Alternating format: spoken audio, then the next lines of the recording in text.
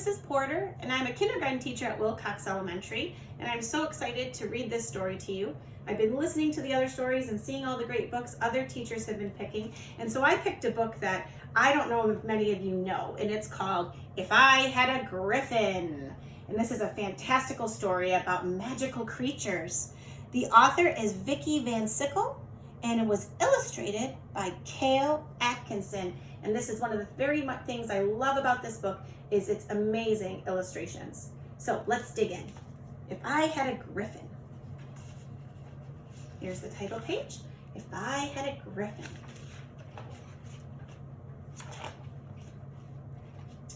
Last week I got a hamster, my first and only pet.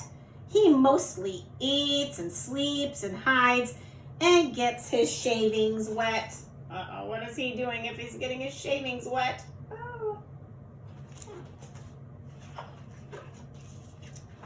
If only I could have a pet with strange exotic powers, I know that I'd find lots to do to while away the hours. And I know we're looking for things to do at home. And if you look closely, she's reading a book called Mythological Creatures. Let's see. If I had a unicorn, I'd braid her silky mane. I'd make her silver horseshoes that tinkled in the rain. I know lots of us know unicorns. We'd prance through fields of posies and nibble nectarines. I'd shine her horn with candy corn to get a starry sheen. And that means that she would make it nice and shiny with the candy corn by cleaning it and rubbing it. Kind of like maybe if your family waxes their car or cleans a table with a varnish. Unicorns are very pretty, but they're also very shy. On second thought, I'd like to give a hippogriff a try.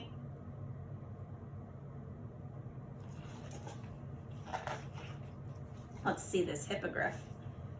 A hippogriff needs lots to do, like run and jump and fetch. I take him to the dog park to give his wings a stretch.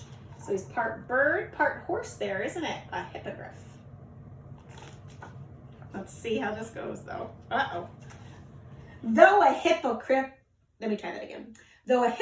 is tons of fun, the dogs might find him scary. And when it comes to playing ball, well, things could get quite hairy.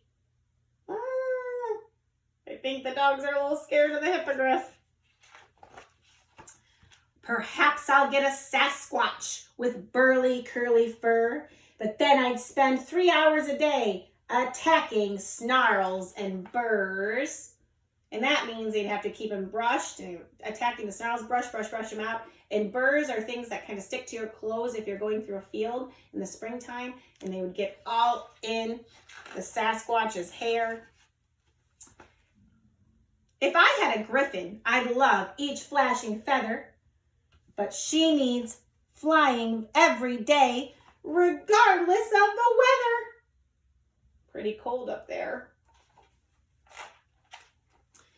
If I had a kraken, we'd swim and deep sea dive, but I would need a scuba suit in order to survive.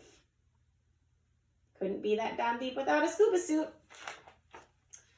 If I had a dragon with a temperamental snout, I'd need a fire extinguisher to put her sneezes out. And she's sitting there so scared that the dragon might sneeze. And what do you think the dragon would sneeze out? Fire, right?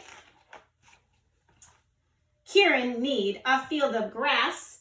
Jackalope needs sturdy reins for bumpy, jumpy rides. Oops, I'm going to go back because I missed something. Let's try that again.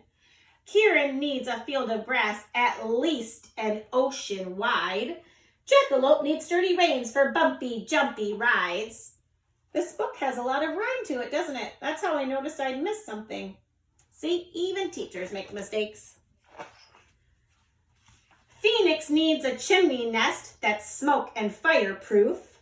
Manticore needs special floss for each and every tooth. She's inside his mouth flossing. Ah!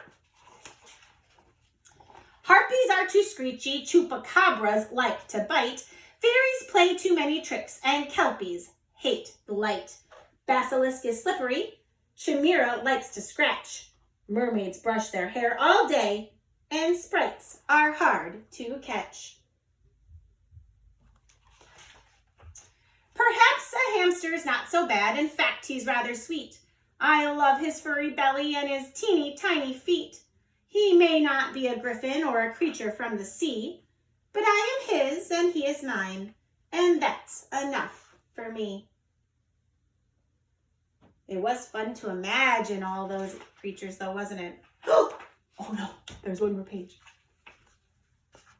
Is it just a regular pet? Look at wings and antlers. Oh my goodness, not just a regular hamster. I love using my imagination, boys and girls, and I hope this took you on a fantastical journey. Maybe you can learn about some of these mythological creatures this week. Thank you so much for tuning in with me.